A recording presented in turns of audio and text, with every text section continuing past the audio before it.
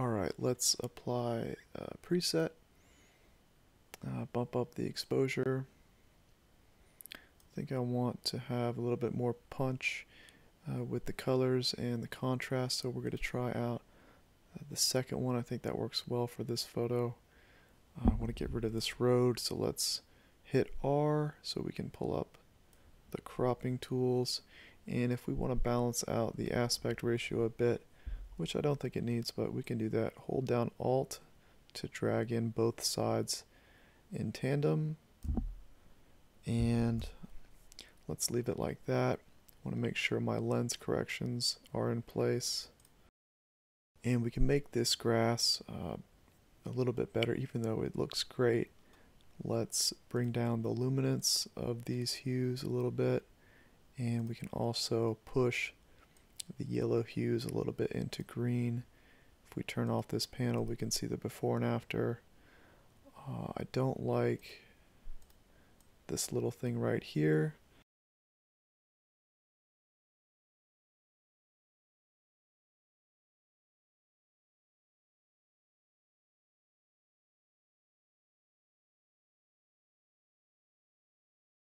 Let's drag this over here. Okay. Yeah, I think that makes sense.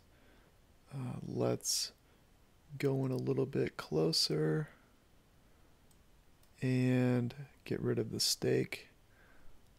Let's do one click there. Perfect.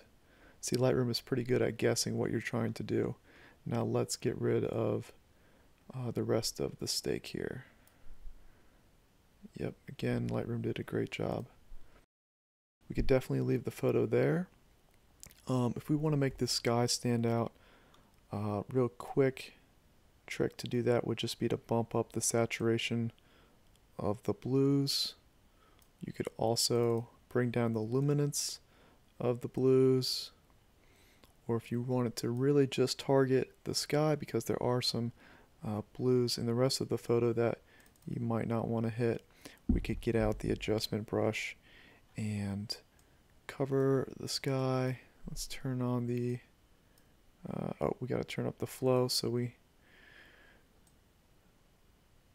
let's just go over the whole sky, and then we'll use the range mask. Hit the selector tool, hold down Control, draw a shape over those blues, so we're just targeting the blues in the sky and not the house or the trees that we brushed over. And reset the exposure because we were just using that to see where we were brushing.